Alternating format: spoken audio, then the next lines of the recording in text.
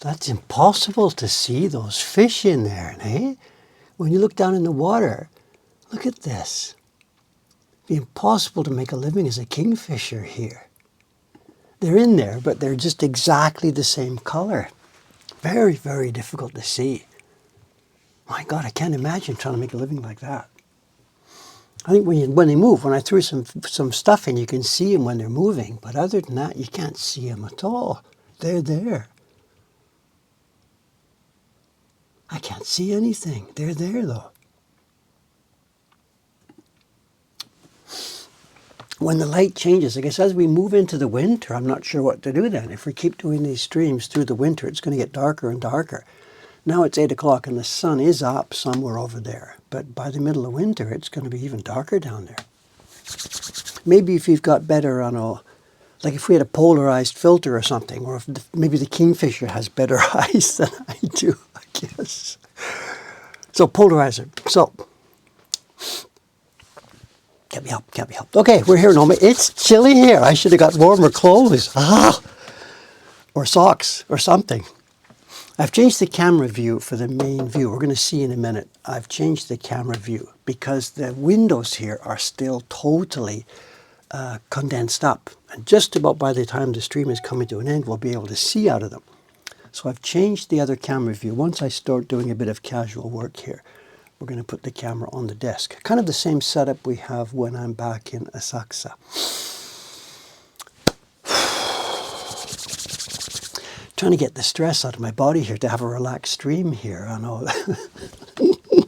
Nothing to do with that topic. I know. I went upstairs this morning. I've come to Ome with a checklist of things to do. Video this, video that, do this, do that. There's a tease in the air that there might be an exhibition coming up of Mokuhankan prints and or David prints. So one of my list of things to do, when I was here 2 weeks ago, I went upstairs to one of the shelves and checked exhibition stuff, check, looks good. So I talked back to the other people, yeah, we could do this within a week's notice, we could do this, no problem. It looks like it might be moving forward a little bit. So this morning, what I did was I got my camera, you know, the Pocket 3, and I did a walk around video upstairs. And we're going to see it this morning. If you remind me as the stream goes on here, we're going to see the video. But as I'm doing the walk around video, I'm looking at room A and looking at room B, and as I turn, I realize the furniture thing, the drawers that has the exhibition stuff in it, is not there. So sometime during the last week, the staff has moved some furniture. No problem, no big deal. They do this all the time. So when I finished doing my walk around video today, I got it ready here. Then I went back upstairs. Where's that furniture? I need those exhibition things, you know. And I can't find it. And I looked through the whole building, and it's not here. That chest of drawers that I keep the exhibition supplies in is gone. And I'm like, I don't really care about the furniture. It's replaceable furniture. But in the drawers there were carefully preserved from 30 years ago an exhibition set of prints. And I can't find it in the building anywhere. I don't think it's robbers. I think it's the staff moving stuff around. And I suspect it's one of the staff saying, that old chest of drawers, it's in the way, we don't need this. And I really don't know. So I've sent an email off to her before the stream started here, like, where is the, such and such? And I'm dreading the answer. She may say, oh, I called the used furniture dealer to come and haul that thing away. I don't know. So right now my guts are like, these are prints from 30, 35 years ago. They're kind of not replaceable. So I don't know. So I'm going to try and have a peaceful, fishy stream here this morning. But actually my guts are churning a little bit. And surely she wouldn't have done that. She would have looked inside, right? Well, I can't find the stuff anywhere. I looked here, looked there, looked here, looked here. I've been through pretty much this whole building looking for those particular things. And I can't find them, so. Dave, relax.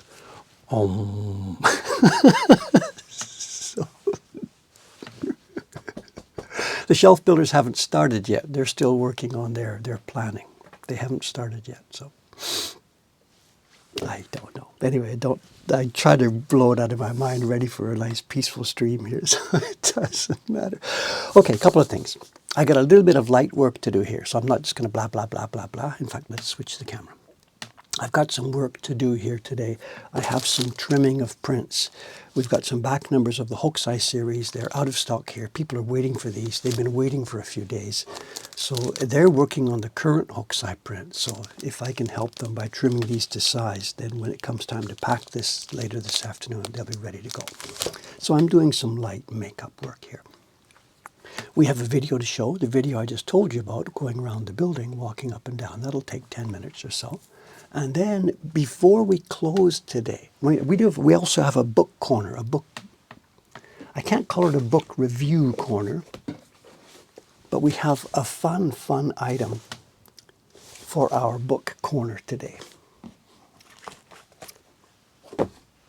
It's maybe not going to fit in the field of view here, but anyway, and then at the end, if you remind me what we'll do at the end, we're not going to raid something, we're going to raid YouTube. I have our latest YouTube video standing by, uploaded to YouTube, checked and cleared, waiting for me to press the publish button.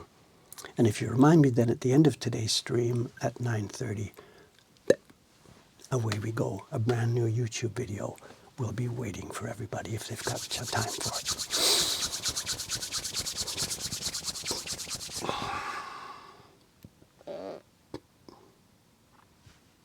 Settle down my guts here.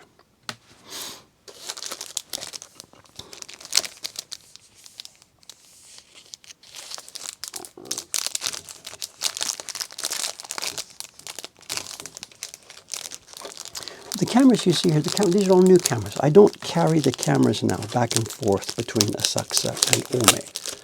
These are new/old cameras. The one outside, they're Sony handy cams, and they're available here in Japan really easily. As long as you buy a 2 or 3 year old model, they're readily available. They cost about 9,000, 10,000 yen, 70, 80 bucks for a 2 or 3 year old handy cam, and they work just fine. They work really, really, really well.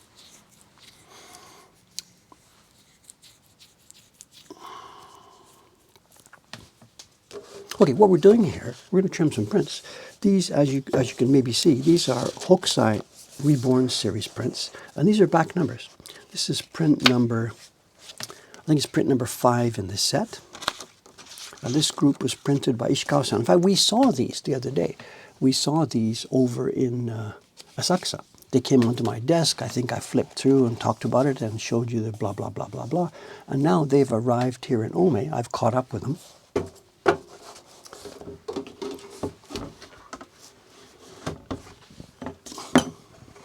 And we're going to trim them. And I've got to make sure I get my numbers right. 185 by 135. This is a Japanese cutting board, and it's not accurate. When you set the number on the scale here, on the gauge, that's not the number you get. So I've got to set this manually to 185.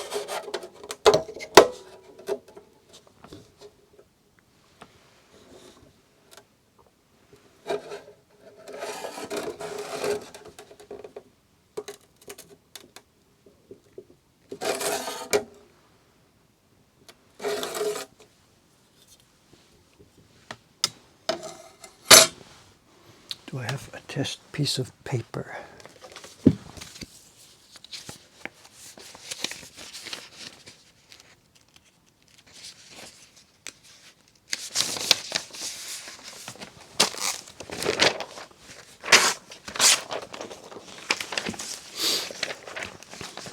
I do now.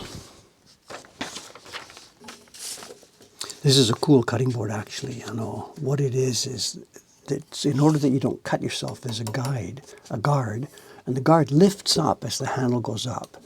The paper comes underneath, and as the handle closes, before it gets to the cutting point, the guard presses lightly the paper.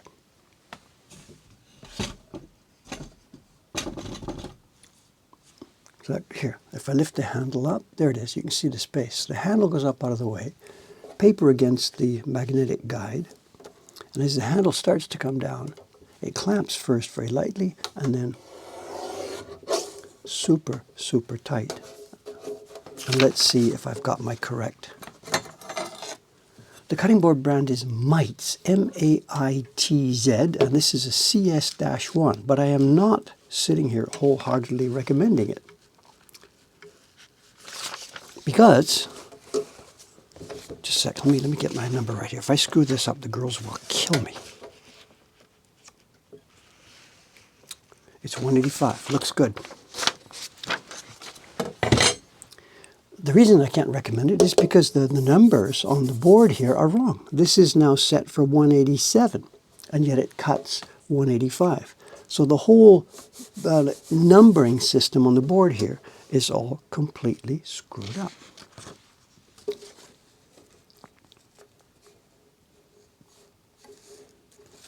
I think we'll cut these upside down because that's the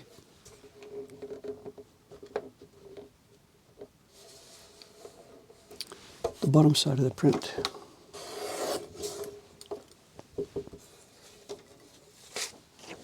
And again, let's see, cut, measure with measure, a million times cut once. 185, we are good to go.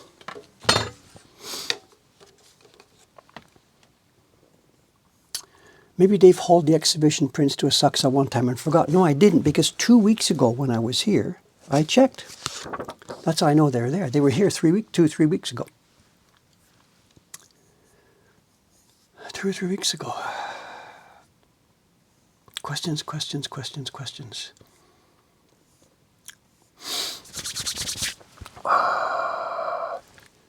Where do I get the cameras? Yahoo Auctions.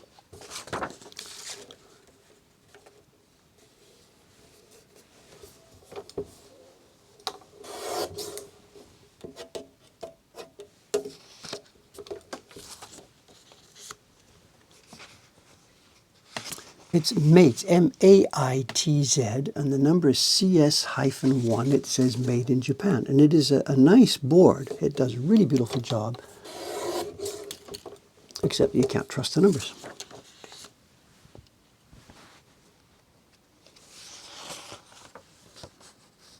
It's not that the numbers are crooked. The whole panel is moved over by about 2 millimeters.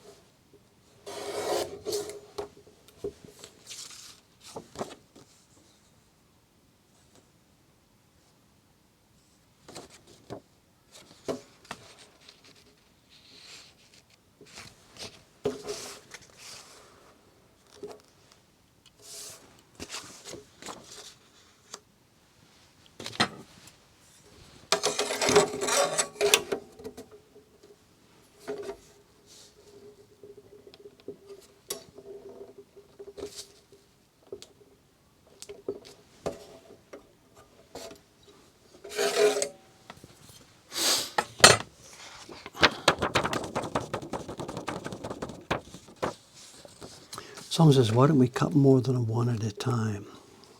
I know. What happens is the prints get folded if we do that.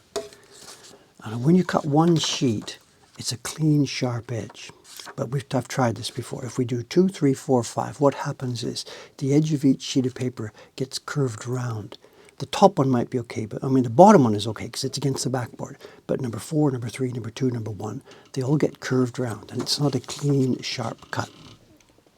So yeah, it takes me a little longer, but actually every single one is clean and sharp. This is not the tool that was traditionally used for these. There is a tool for this called kamikiri bocho, paper cutting, chopper, bocho. It's like when you see a Chinese restaurant cutting pork or whatever. It's like a kitchen knife, but it's got a real fat, heavy, big blade. You can buy those specifically for cutting washi, for cutting paper.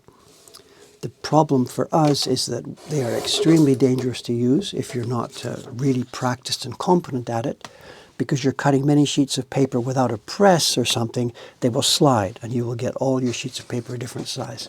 You really, really, really, really, really have to be competent at it. For us, it's better to take the time and do it this way. The prints are all perfectly accurate. We're not so worried about saving time. Cleaver, yes, yes, yes, salt cleaver. And the sharpening is difficult, and also they come only in a left-hand or right-hand version. I have tried to buy a left-hand version and just unobtainable at any price. Oh, so many questions today. Whoa, whoa, whoa, whoa, whoa, whoa, whoa, whoa.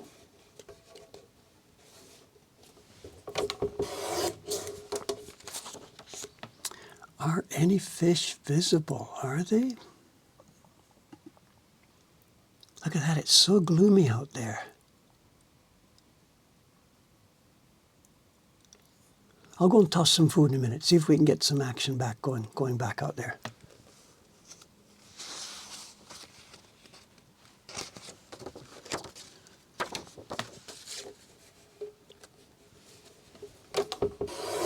Someone's asking about the papermaking endeavor. There are 2 simultaneous streams happening, and we are having progress on both of them.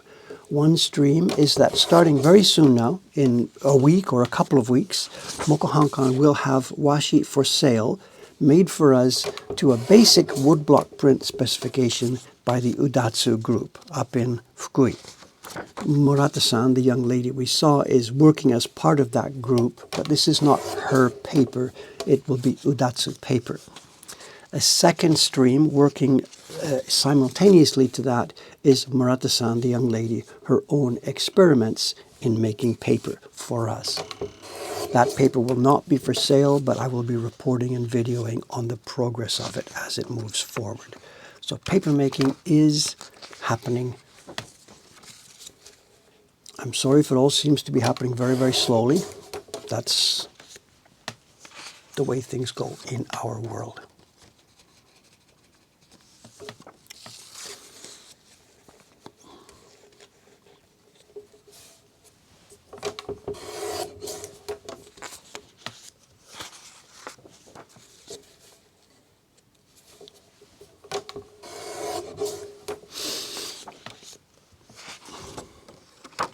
It's nice to be back here in Ome. I've missed the last couple of weeks, and it's a whole different mood now, though.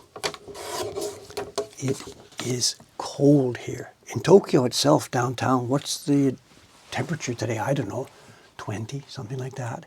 Here it's not. We are 4, 5, 6, 7 degrees colder than downtown Tokyo here in this workshop. Ome is partway up into the mountains.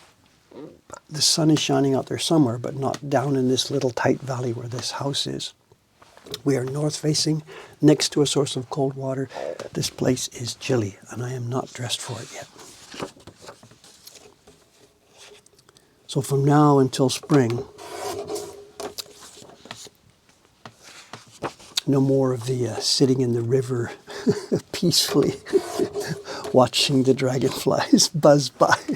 It's cold out there. Ome in English, we usually use O-M-E. The O is a U. It's O-U-O-me. O-U-M-O-U-me. It's 3 syllables in Japanese. And it literally means green plum, blue plum, whatever. Ao-ume are the 2 characters. Blue plum, but blue meaning green.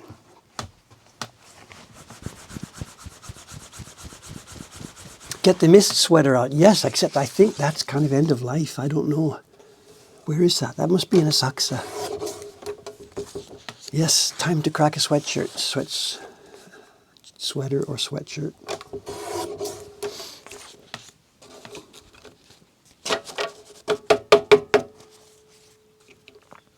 Okay, I've got a little list of things I'm supposed to mention here in the stream today. And before I forget, I got an email the other day from Mafalda-san. Do you remember Mafalda-san, the young European lady who is here, who comes to Japan once a year or so? And she is studying the use of the brush for brush painting, not so much calligraphy, but brush painting. she showed us before a handmade book. Did she show us while she was here, or did she just ask, show it by video? I can't remember. No, she showed it to us while she was here, the handmade book. She had written a sort of mini small novel, done paintings that go with it. I don't know if she's here today or whatever. Yes. Anyway, she sent me an email the other day. Her book is in, let me check here. Make sure I get this right. Let me get the email from her.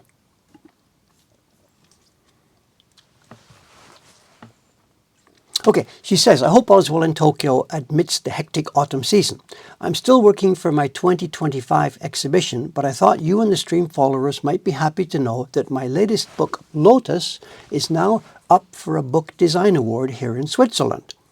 One of them has a public voting feature, so anyone, anywhere can cast a vote until November the 12th. And she's got more news and more news and more news. So she sent me a link. I'm not suggesting we bomb this, but whatever. She sent it to us, so let's pass it on. If you're interested in Japanese painting or brush painting, this is watercolor work. Go and have a look at the book. I checked that page last night, and there's a link there to there's a link also there. I think bottom right-hand corner on that page, there's a link that says video. And it jumps to YouTube, and she has made a YouTube video. It's making of, and it's showing the book page by page, etc., etc., etc. So, away you go. Mafalda, are you here today or not? It's on a European time, a year earlier than before, so I don't know. If she is, she will come on and say hello.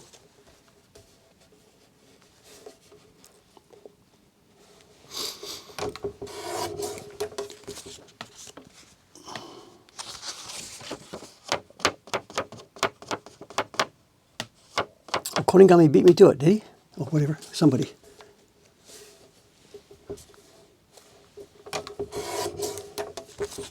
Does that count as today's book corner? I don't think so. Today's book is funny.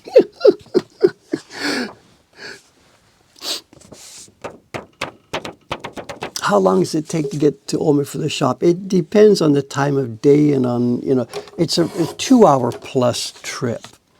When I leave here to go downtown, it's easier because Ome is the starting station for the trains.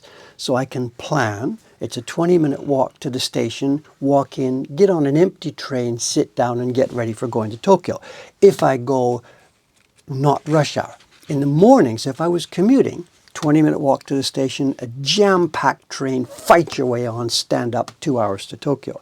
But I don't do that. I will never, ever, ever do that in my life ever again. Never. So when I come out here, when I go back tomorrow night, I will go back in the late afternoon, just at the early start of the rush hour. The rush hour, of course, is coming out of Tokyo. I'm going into Tokyo. I will start at Ome. Train's empty, sit down, grab a book. 2 hours later, I arrive peacefully in Tokyo.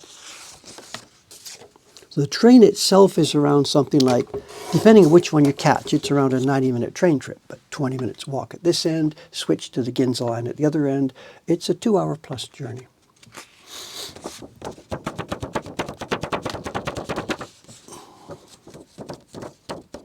So John's got it. From Asakusa Station to Ome Station, you can do it if you click, click, click, click from 1.5 hours. But I'm 20 minutes away from the station here and 10 minutes away at the other end. So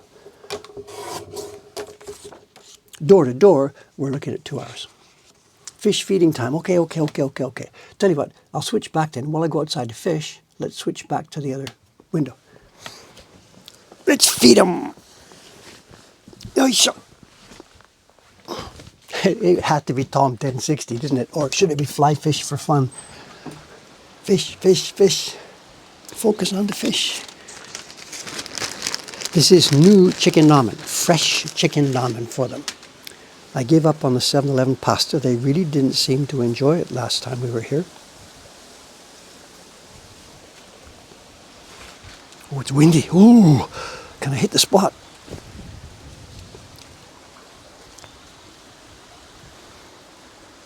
Oh, it's windy today.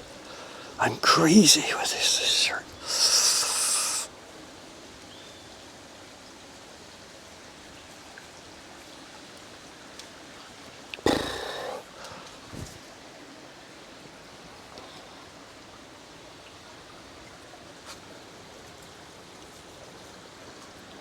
It's hard to hit the spot where the fish are with this food because the wind is blowing. Try and put it upstream.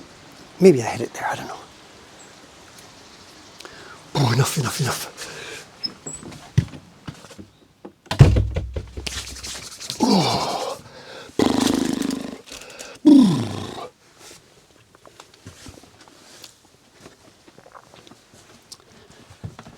I can't see anything in there. Were they there? Could you see them?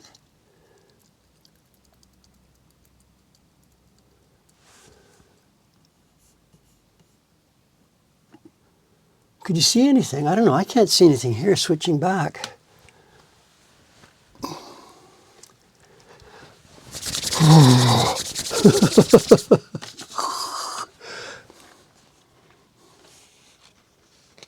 I need a light. Should we think about that? Do I start that? Set up a light to attract the fish?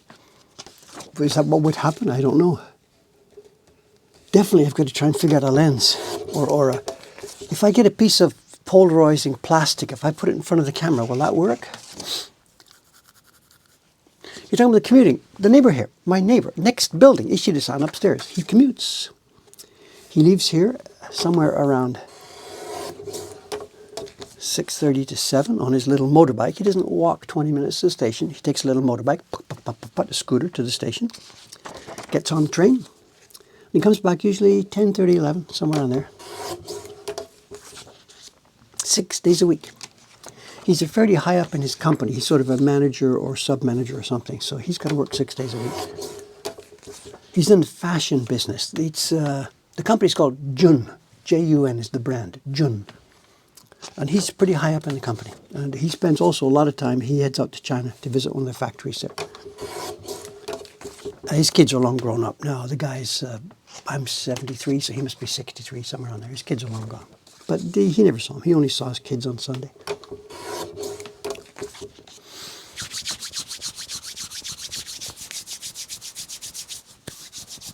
Get some basket to hold fire and a cormorant, yeah. And we'd fish it out in one day, and then what would we do?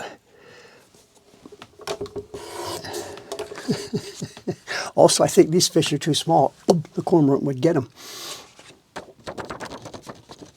So I saw that too. You can see the noodles moving. Come and watch our floating noodle stream.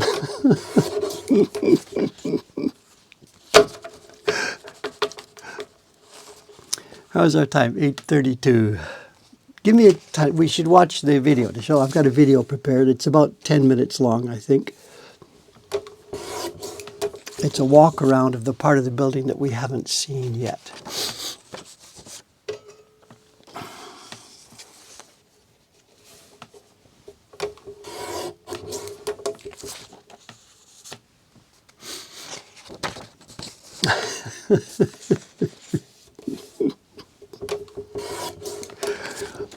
If we keep doing this long enough, one day we'll see it. There'll be a heron come walking by. They come, every day they come, just happens if we can't see them. There'll be a heron walking by, and maybe we'll get lucky and the heron will walk through our field of view. No, the fish are not eating 10-year-old noodles. Those are gone. I got a new package. My conscience, I think that my conscience was bothering me. That's not true. Simply I ran out.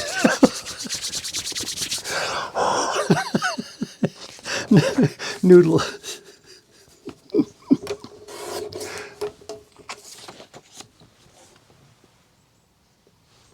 Oh, the condensation is gone. We can see out the window here. So before we go, we can change it.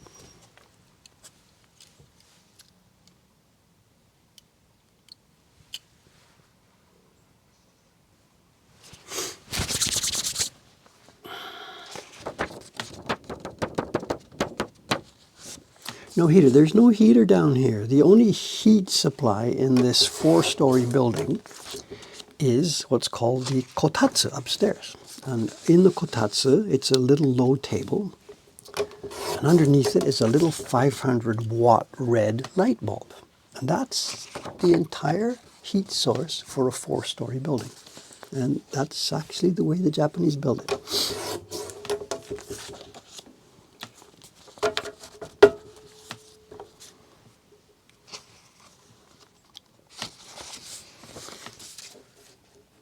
Actually, we're going to talk about that.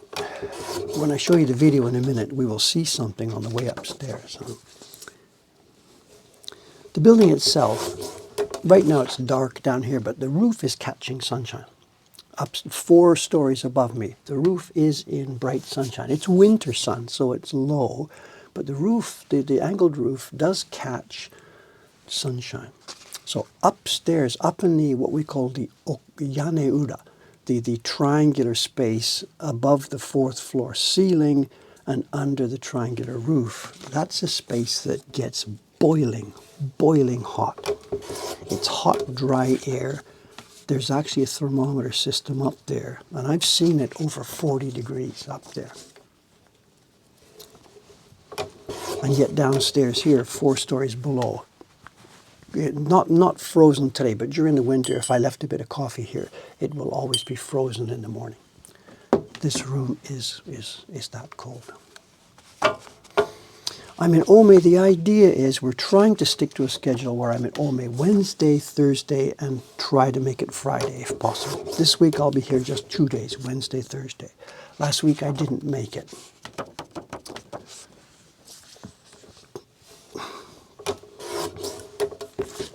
Catch John's comment here. He's doing, I know, did you put an emoji on it? Yes, you did. Okay.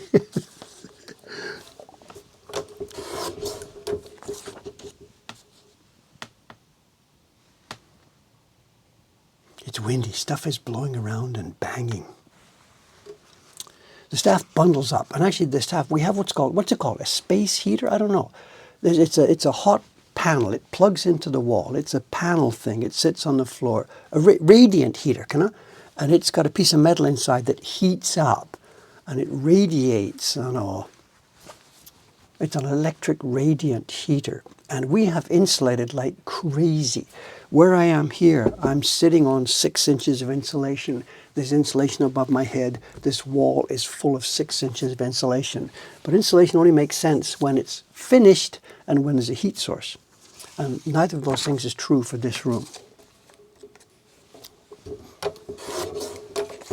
So one day, and maybe we can get it the day before I die, maybe this room can get all warmed up and ready.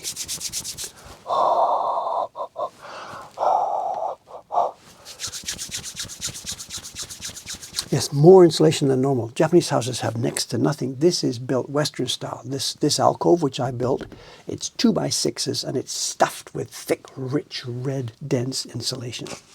Under the floor, above my head, everywhere insulation. Just simply, it's not finished. I got distracted by Jed Henry.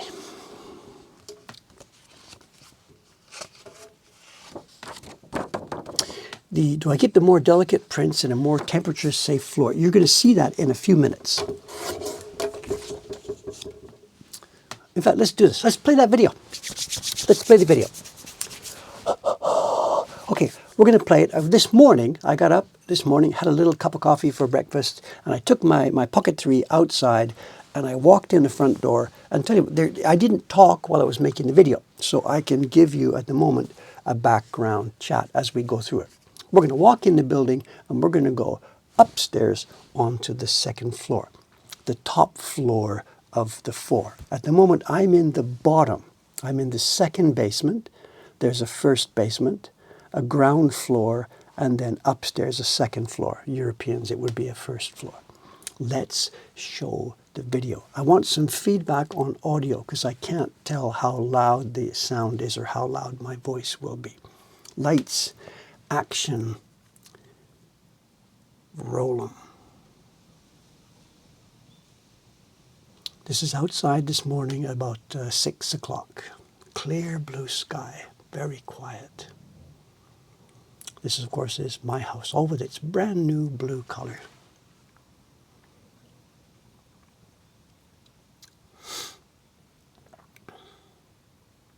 Not quite sure why it was leaning, whatever. I'm still getting used to the Pocket 3. Okay, that's to the basement. That's to the right. You've been through that area before. You've been in the basement before. That's where I am now. So we're going to go upstairs.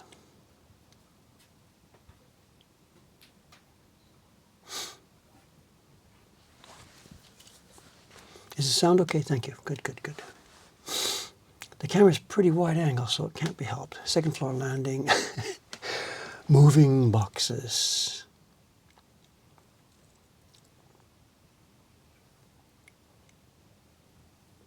There's a little tiny window up here that looks out in front of the house. That's where I was standing. You can see here.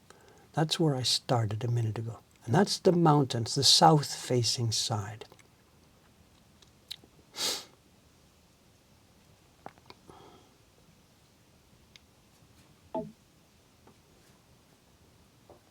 Of course, we came up there. These are boxes full of books, unopened yet still. Crap from my previous life.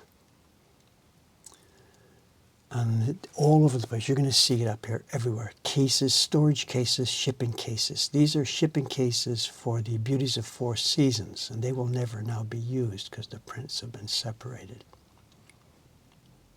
John was talking about bringing a pipe full of hot air from the attic all the way down to the basement.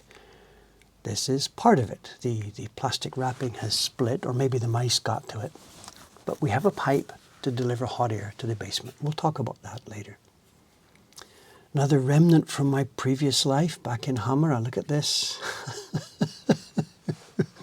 Haven't touched that in more years than I can even think about.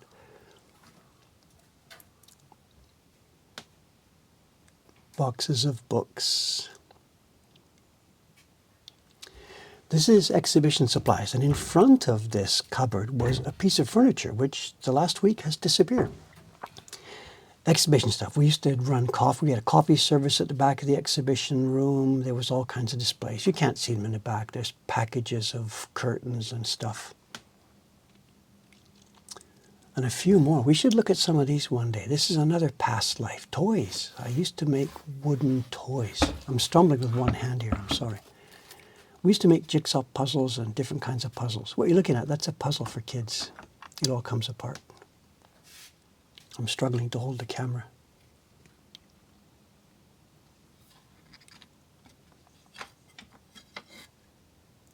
These are really old. From when my kids were, just when my kids were born. So these are 40 years old, those puzzles. My God, 40 years.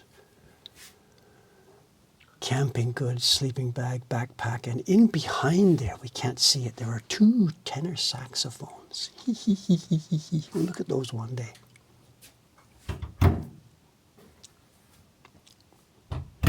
Lots more stuff to investigate later. Here now, somebody asked, where do we store our prints? Up here on the second floor. This is the airiest, lightest, brightest, least damp place in the building. In here, this room now is full of prints. There's our condensation on the outside, not on the inside. Condensation here is on the outside. And we're looking towards Ome. What you see, the far distance there is Ome town, where the train station is. And way, way, way, way, way down there is our river, where I'm sitting right now. And this would be fatal. We're talking four stories. I'm trying to adjust the camera. The little Pocket 3, it doesn't want to look downwards. There we are, trying to adjust it. There's the river. Overgrown. We used to be able to see the water. Looking out this window, you could see the river, see the water. There's Tamara-san's graveyard right in the middle of the view there. The people that live across the river, that's their family grave.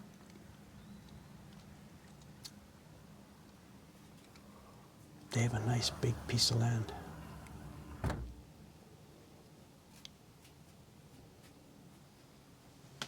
And as I said, this is the driest, warmest room in the place, up on the 4th floor. And here we go. These are the prints these are the packed versions.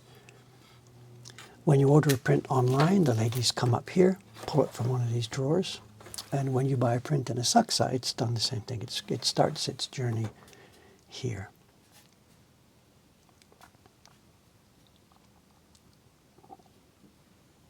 They're all labeled, of course, they're all numbered, and a current situation, I've pulled out some drawers, then there's this. Oops, Tagonura, out of stock. Oops, Tokugawa Tibo, out of stock. Oops, something else, out of stock. We are out of many, many, many of our prints. We just don't have the printers to handle it all. Then sets. What's this? These are larger prints, things that don't fit in those small drawers.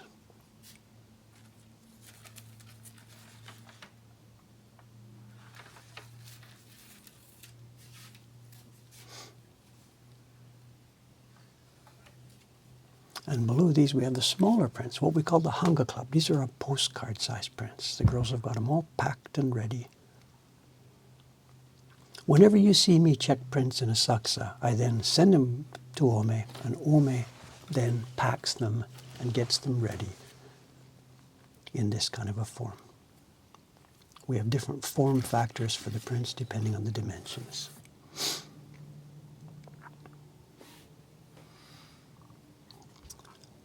On the other side of the room are the subscription prints. Some more large prints, I guess, here first. Yeah, I think the Great Wave is in there. No. Then these are the subscription sets. Each one is 1 to 12 Legendary Loot, Portraits 1, Portraits 2, Japan Journey, Woodblock Pilgrimage, Kyoto Journey, Hokusai Reborn, Mystique the Japanese print, Nature Series. I'm struggling with one hand. I'm sorry, trying to hold the camera.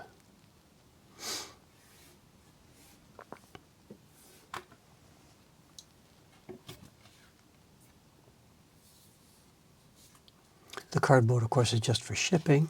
Inside it is the story sheet with a print. And if you're a subscriber, each time the thing comes due, they come up here. They pull your stuff out and away it goes. Someone says, whose handwriting? Not mine, some of the staff here.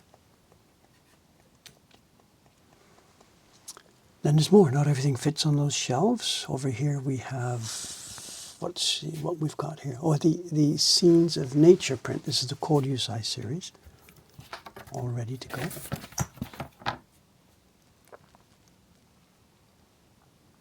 And these are left over. These are not actually online at the moment. Essay, Surimono album number 5. We have leftovers still.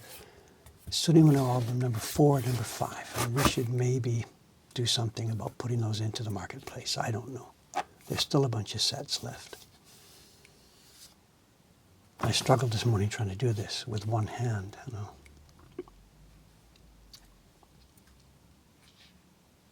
Come on, Dave, find the prints.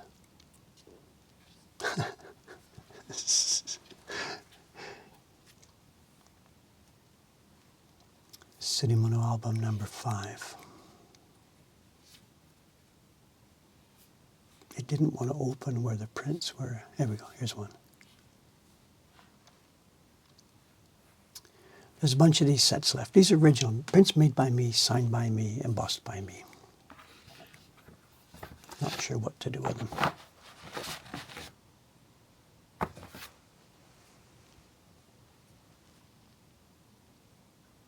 Here also going back in time to look at this. These are books. This was again from the time when we used to have exhibitions here in Japan. There was an annual exhibition for Mo. I think I did 25 of them in a row. And these were goods that we sold at the exhibitions. Dave has a story a week, or had, and we published books on them. I think there's 7 volumes. And they were quite popular at the exhibitions.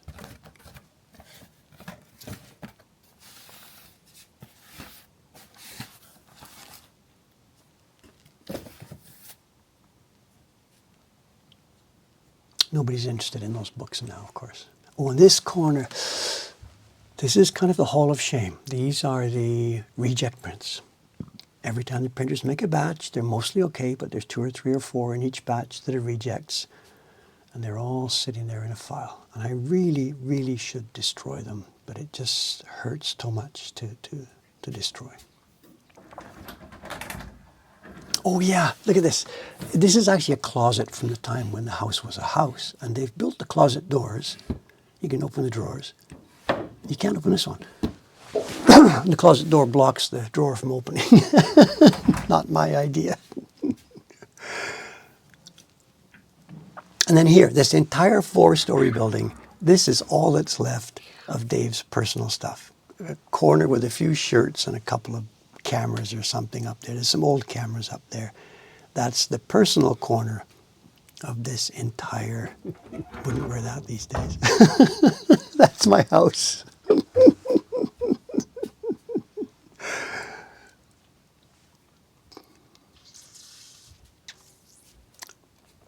There is a bathroom. It's funny, this house has 2 bathrooms, but we don't use that one. It's just boxes, empty boxes. And this next room, there's really nothing of interest here. This is all shipping supplies and packing supplies. It's cardboard boxes of every shape and size, stuff for the lady across the street. That's the udon place.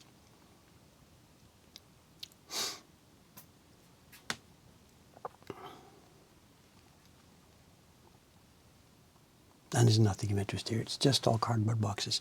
The idea, when we get the new shelves finished down in the first basement, this stuff will go down there. Not the prints that we just saw, because it's too damp down in the basement for prints. But who cares about a cardboard box? Because the stuff here rotates. It comes and goes quickly. This is packaging. There's no insulation up here, Karen's asking. I just insulated my workroom. That's all. That's the only place I could work on. There's no insulation in these walls whatsoever. Here, hidden away too. These are books, more boxes of books, unopened for decades. Library, Japanese books, books about chess, music, sheet music. Mokuhankan rents the entire building. They pay me 100,000 yen to rent the entire building.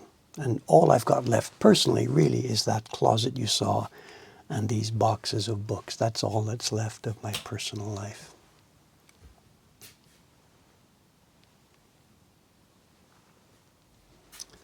I forget this morning, how did I finish this? I turned it off? I can't remember. Back down we go. Oh yeah, so that's storage built on top of the stairwell. This too, this little grid, this is left over from when we had a bunch of printers working here. Remember, there were 6 printers working here at one time. This is the brush drying rack. After washing a brush, they brought it here, excuse me, and put it in these slots. And the brush would safely dry out with no mold. That's it, I think. There's the stairs to downstairs where I am right now. And that's that.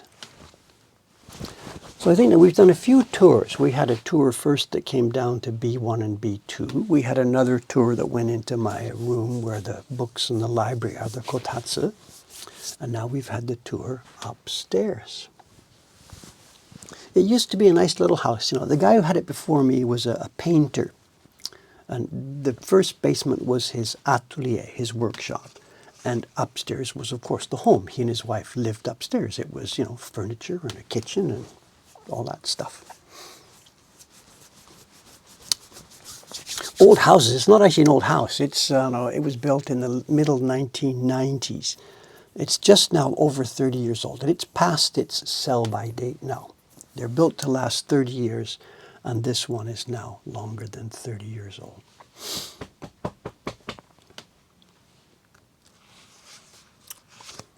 Bit more fish. Let's throw some food. A bit more food for the fish.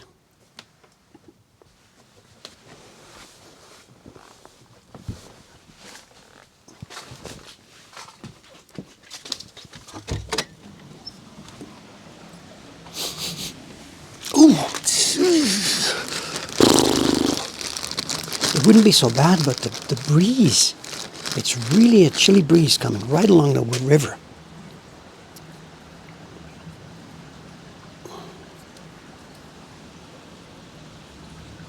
Sa, boom.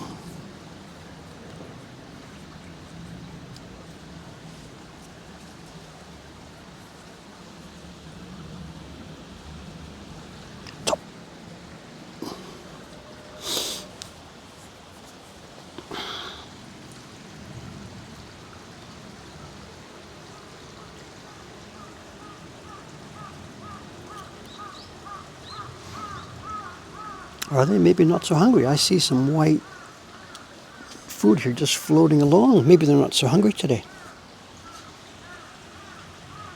Oh yeah.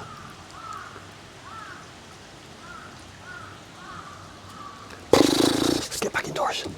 It's only November.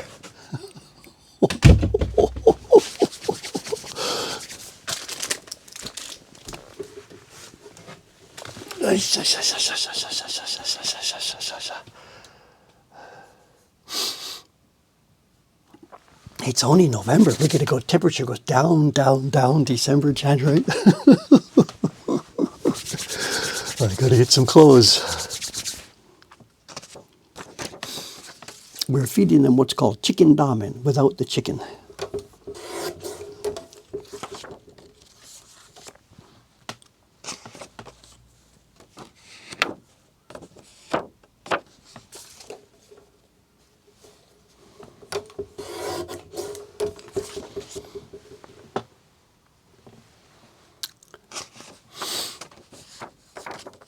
Someone says Mount Fuji still has no snow. That's not true. Yesterday, the show. Haven't you seen the news?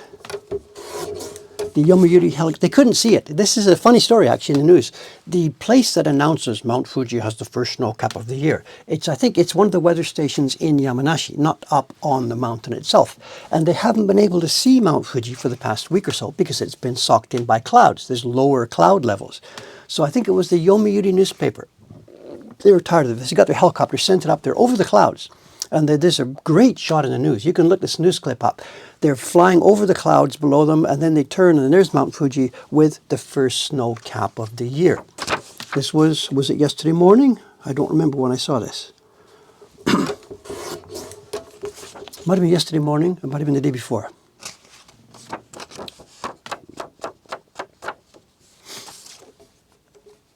But yes, it's a new record.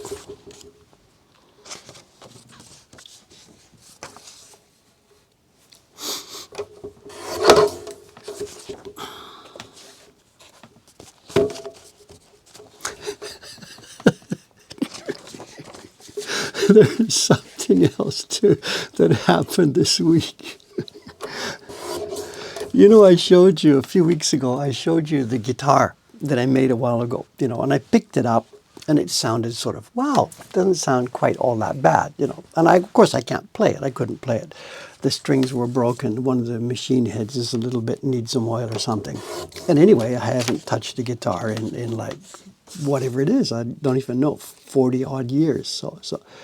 But I did, and I think I mentioned this on the stream. After I looked at the guitar, I sat there looking at it thinking, maybe I can spend a few minutes on this. So after the stream, I went to Amazon and ordered a set of guitar strings. Augustine, nice classic guitar strings for this. I might have mentioned it on the stream. When was that? That was 2 weeks ago? 3 weeks ago? Have I missed 2 weeks? I don't remember. Anyway, 2 weeks ago, so whatever. So yesterday, I get here from Asakusa. I get here in the morning, and I think tomorrow's stream, you know, whatever. The guitar, could we maybe do this, whatever. So I said, get those strings. Ishigami-san, where's the package from Amazon? And she said, oh, I opened it. I didn't understand what it was. I just put it on your table here. So she opened the package 2 weeks ago, whatever, put it on my table here. So I come running in here, open it up, and the invoice from Amazon says one set, the Augustine classic guitar strings, blah, blah, blah, blah, blah. And inside is an HDMI cable. So I go back to Ishigami-san. Ishigami-san, I know, have you mixed up some stuff? You know, I know we ordered some cables, but where's the guitar strings? He says, well, no, I just opened it. And somebody at Amazon had screwed up a bunch of stuff. The invoice says guitar strings, and inside is a computer cable. And she saw this, but didn't tell me. Like, we have to send it back and get another one. So, rum. So yesterday I went to the Amazon website, asked for hempin, you know, and whatever. And I ordered some more guitar strings.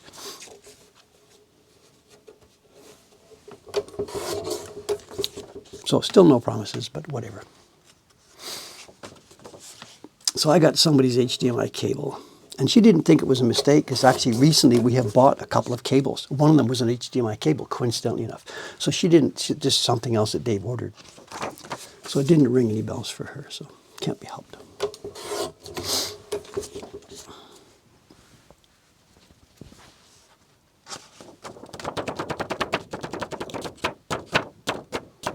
heard guitar parts and got toenail fungus paint. I don't know. This wasn't anything coming from China. This was just a normal local Amazon thing.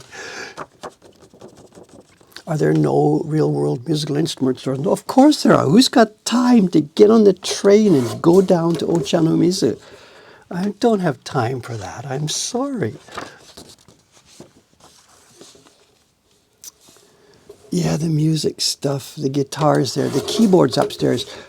No misunderstanding, but I am not a keyboard player. I cannot sit down and play anything. That keyboard you saw upstairs was input to a musical synthesis, a sequencer.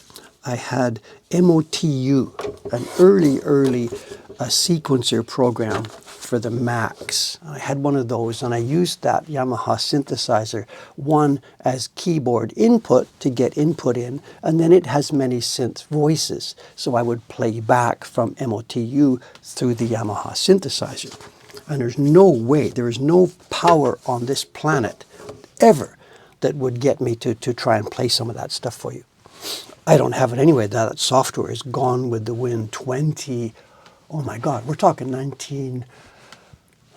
When was that synth made? You could look for the date of that synth. I bought it used then. That's a Yamaha SY... What was it, an SY77? Whatever. That's a total buried past life. But for instruments, yeah, there's a couple of tenor saxophones up there. My dad and my brother, they lost my Selmer alto. I gave them a balanced sax and alto to use, and it never came back. But I have a couple of tenor saxes. There's flutes up there, of course. We'll look at some flutes one day. Maybe one of these days when we do the book corner, we'll look at some flutes. Some finished flutes, some playable flutes, some flute parts. It's all past life. Absolutely past life. Music was hugely important to me, but it's gone now. SY77 sold in 1989. That makes sense because I would have bought that in... When did I get my first computer? Sadako got hers 1996. Somewhere in 1996 I would have bought that for that use. And I had a Mac Performa, and I had MOTU software, Mark of the Unicorn. Some early sequencer software for it. Someone says, that's a good segue to this week's Music Corner. What do you mean this week's Music Corner? There's no Music Corner this week. Okay, the first cut is done here. Now we need the second cut. But I tell you what time is it now? 9:03. Should we switch over? Should we switch over to the book corner? Maybe. Let's do that. Let's put these out of the way so I don't spoil them.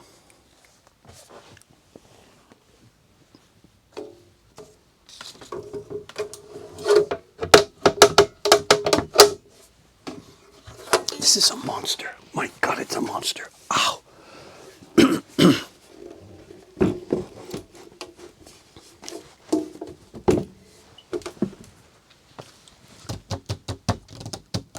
Book corner.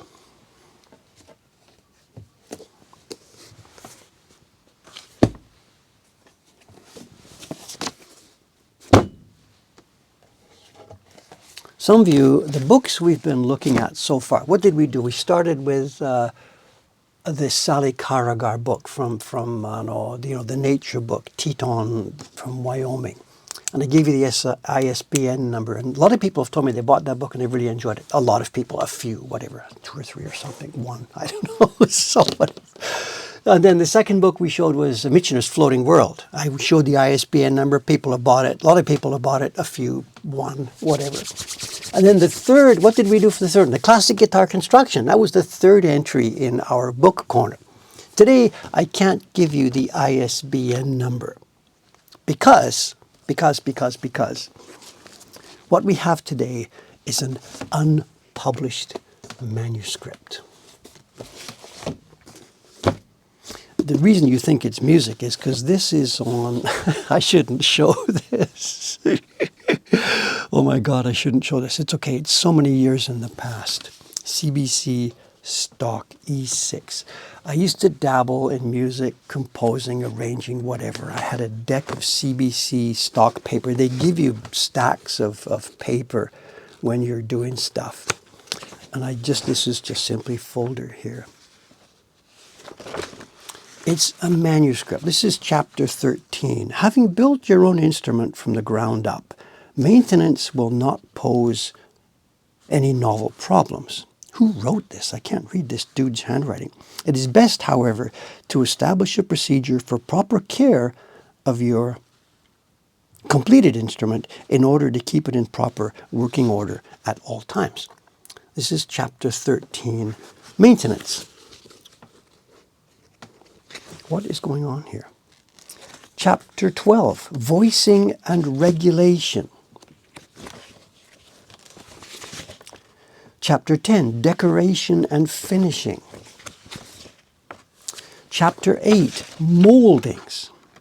The moldings on the instrument serve a dual purpose. Not only, what is this?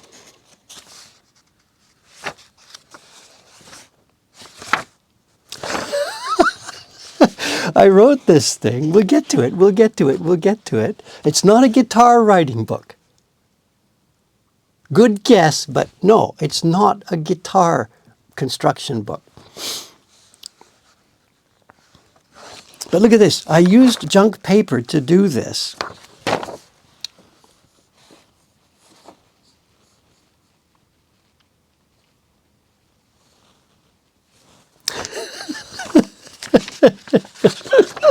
I didn't know this. When I got this out last night, ready to show you tomorrow, I saw some of these and I'm like, no way. This is a totally different story. This is a red herring. This is a totally different story.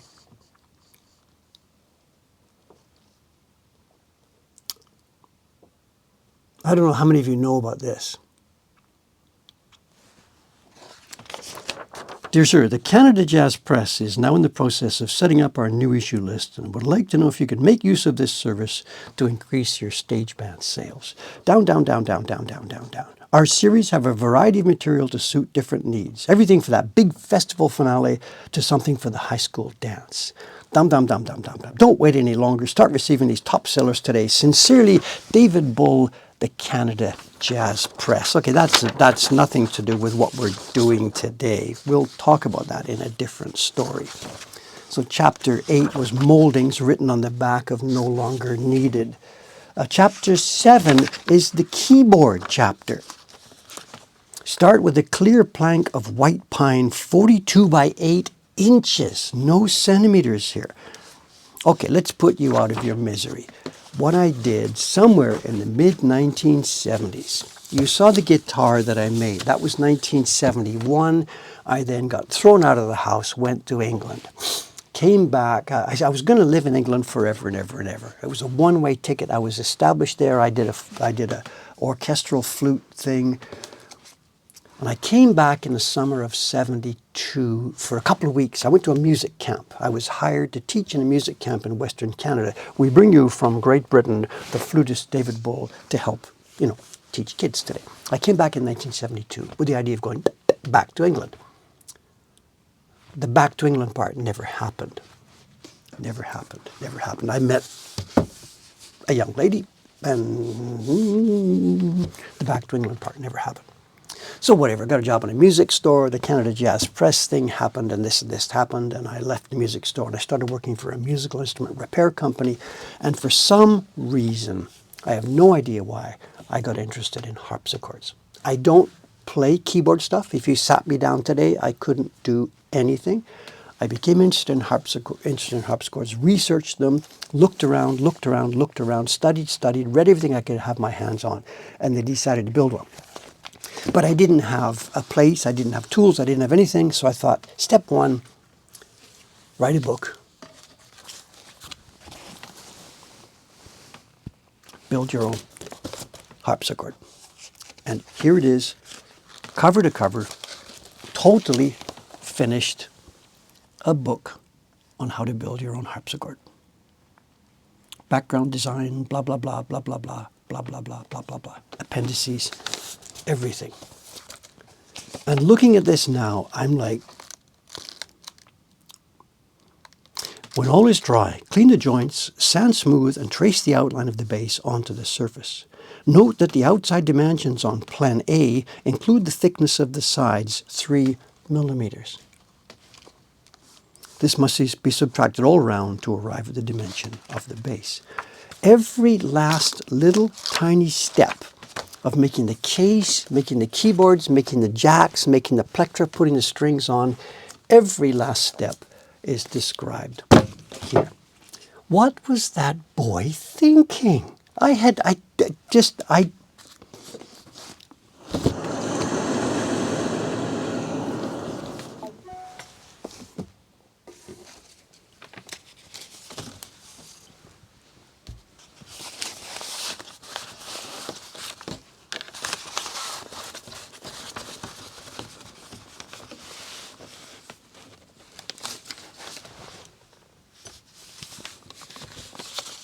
It's here, drawn to the last millimeter. Plans, every last aspect drawn out, and it's here. Harpsichord, designed by David Bull after general 17th century Italian practice.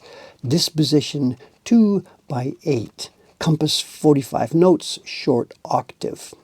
January the 18th, 1977. We have a date here.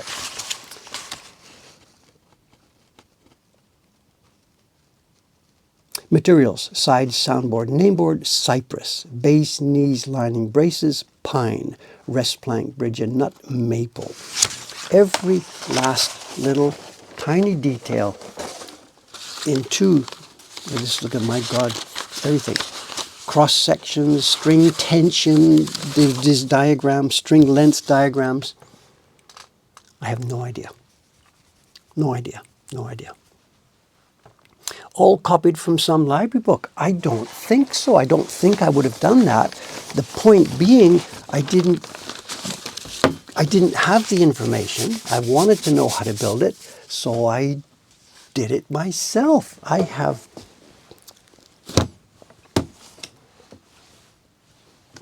Did I do it? No. People are asking, did I build one? No. I just wrote the book, put it on the shelf, and walked away. I mean, life got in the way. You're talking to a guy who, it's squirrels all the way down. It always has been. Squirrel all the way down. There's nothing else to say. I know in one of the videos about the woodblock thing, in one of our YouTube videos, I've touched on some of these things here and there, but in one of them, the beginnings video, I think, I talked about this point that I had come to Japan, I was making woodblock prints, it was fun. I was making wooden toys, it was fun. I was doing English translations, it was fun. I had 2 kids, life in Japan was fun. And at one point, we talked about the thing where the idea came up to make the set of prints, the 100 woodblock prints in this series, the Poet series. And I talked about that day where I'd been brushing my teeth and I looked in the mirror, and the guy in the mirror, he looked back at me and he was just like, you're never, ever going to accomplish anything in your life. And he didn't say squirrels all the way down. But the point being, you just can't focus on anything. You're good at stuff. You're a smart dude. The IQ is there, so you really get good at stuff quickly. And then what's next? What's next? What's next? And there may be some wonderful environment in the world somewhere where such a person really fits and such a skill set really fits. Show me a problem, solve it. Next. Show me a problem, solve it. Maybe there's an environment where that type of person would really fit in, but I didn't find such an environment. So it was one after the other of challenging something, eating it up, finishing it, spitting it out the back, and moving on to something else. And I talked about it in that video, that finally, brushing my teeth that day, you're never going to amount to anything. You're just going to leave a trail of broken, half-finished crap behind you. You're never going to amount to anything. And I was coming out of the bathroom that day. We've talked about this before in the previous video. And I said, I'm going to do this. I'm going to grab this thing for 10 years. And it was inconceivable. I was 39, I think. No, 29, 30, 39. Yeah, I was 39. And I said, I'm just going to grab this for 10 years. And the real fear was that because of this history, because of all this trail of stuff that's behind me, this building is still full of it. It's been chasing me. You haven't seen nothing yet. I think somebody joked, next week Dave's going to pull out his backyard moonlander. No, I don't think so. But this was part of the motivation for making that printmaking thing happen. And in a sense, nothing has changed. No, you can't change your inherent basic character. You can't change who you are. I'm still like this. So for the past bunch of years now, this is part of what made Asakusa happen. This is part of what made the computer programming for a business. I need this new stuff to challenge. And here I am running a traditional printmaking business that's based on the same thing happening every day, every day, every day, every day. So the washi, so you've got it. That's why I'm so interested in the washi making, of course, because it pushes my squirrel button, you know. Whatever. I mean, this is me. There's a big round red button on my chest and it says squirrel. I should get a t-shirt. I've got to qualify that. I use this word squirrel in the sense of I'm easily distracted by something. And that's not specifically true. The way that we use squirrel as a joke when we're talking about the dogs and stuff is, you know, is purely as a distraction. You could be completely happy doing something. And then there's an outside distraction. So when I use the word squirrel, that's what I'm using shorthand for. Is there a job description in the world somewhere that I could fit into? You know, Dave goes to work each day, and it's the kind of job that does this for you, provides a challenge and a puzzle or a thing every day, lets you solve it, lets you fix it, lets you clean it up. And that's my job, you know. I don't know. We talked about Neville Shute, the novels, and I mentioned last week the novel Trustee from the Tool Room. And I mentioned, I don't have the book, so I can't bring it to you. So, and I mentioned Trustee from the Tool Room, and there's an episode in there. There's a guy who is a tool maker in the old sense of the word.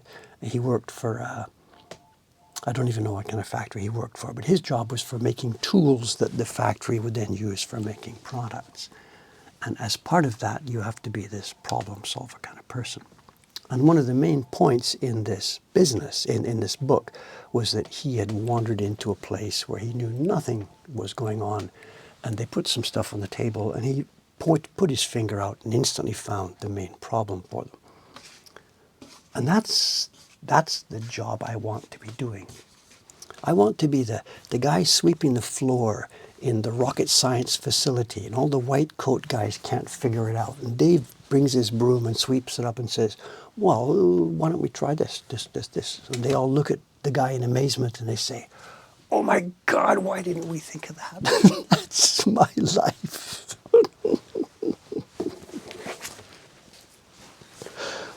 Maybe before I finish my time on this planet, I will find such a job. The phone was ringing, and I'm not going to interrupt this stream to go and answer the phone. And I suspect what it is. It's Ishigami-san, because this morning I wrote her a quick email. Where is that chest of drawers with the prints inside? Maybe that's her phoning me now. It's not my phone. It's the workshop phone here. This is our company. 0428222212.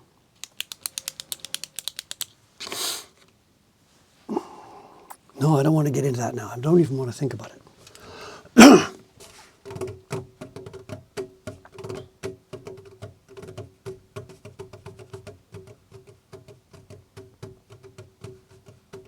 And the phone does have a cord at the end of it, so both ends. So, all right, what is it? It's 9:19. There's no point in trying something else here. You know, the book. You know, the book.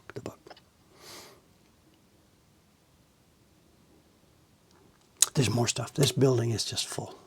I have real mixed feelings about this. This building is huge and heavy on my back. Why do I carry this around with me? Well, that book, you know, making your, I can't like throw this away. You know, I can't sit there and dump this in the trash. And then the next thing I did, I can't really dump it in the trash. The guitar is there, the flute, you know, all that stuff. So I'm sort of trapped with this stuff. I can't throw it away, and yet it means nothing. The orchestral arrangements, the old baton that I used to have, they mean nothing to anybody else. And when I'm gone, it will be all tossed in the dumpster. But it's not stuff that I can throw away myself. Should I? I don't know.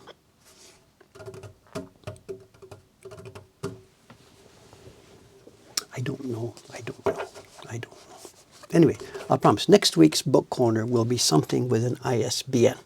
Something that we can talk about that had some meaning to me that might also have some meaning to anybody else. So today's book corner was a little bit selfish. I'm sorry. Just when I saw it last week up there, I thought, oh my God, you know, like this is going to be a cool conversation. I have to show somebody else this stuff. Let me go and toss a last little bit of food to the fish, and then what we'll do, I'll intro the YouTube video and I will upload the video. I will open the video and we'll do it. So just hang on a few more minutes. Let's see the fish.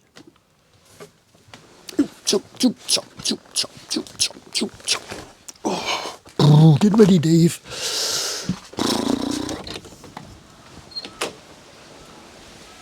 It's not quite so bad. It's warming up a bit.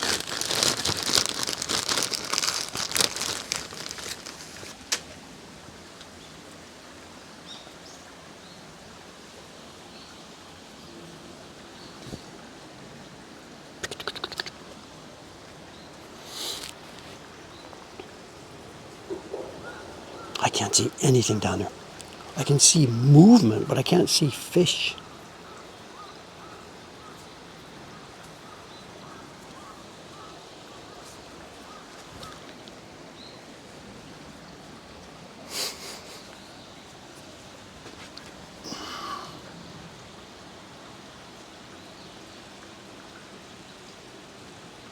Oh, I see. There's one.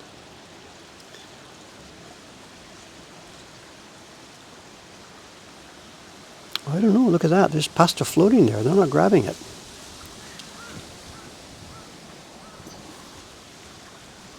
Look at that. It's just sitting there. They've had enough.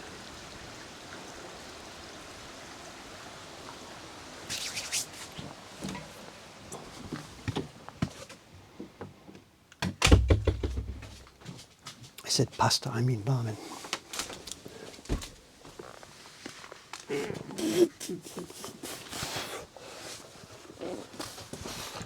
I broke it up into small pieces. Look at that.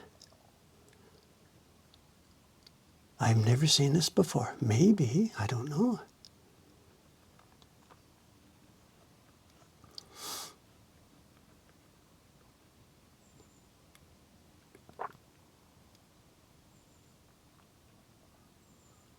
Well, I don't know what to say. They're disappointing me. Maybe they've had enough of this type of food. Is it the wrong for the season? I don't know. Don't know. Not sure what else I can say.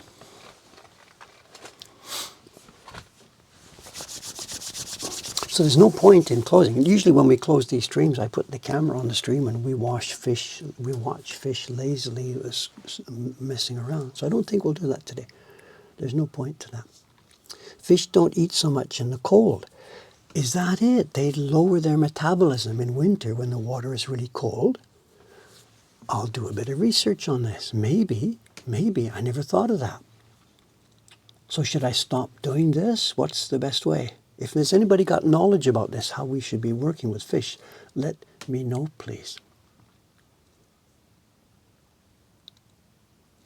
Maybe that's true. Okay, whatever. Okay, I've been my guts are a bit stressed today from different things that have been going on. So sorry about it. If it hasn't been a completely peaceful, quiet stream. I've got to make that phone call now and see what's going on. Okay, as I said, there's a YouTube video. I know it's our next YouTube video. Some of you might say, oh my God, I've wanted to see this for such a long time. And some of you might say, oh Jesus, really? Really, Dave? Really? I don't know. So hold on a minute. I'm going to keep this alive for a minute. I'm moving over to my browser. There we are. I'm now going to click the button that says Publish. Video published. There it is. Running time 4 hours, 47 minutes, and 37 seconds, which tells you you know what video this is. It'll be, for some people's taste, for some people it'll be just a bit too much. So I think that's enough for now. I'll see you on Saturday. I'll probably be chopping wood, I think, on Saturday morning. I'll be chopping wood. The very last block for the last print in the Kyoto Journey series is what I'll be cutting. So thanks very much. I'll see you in a couple of days. Thanks for putting up with all the whatever that goes on around here. I'll see you in 2 more days. Thanks for the companionship. 3, 2, 1. Down we go.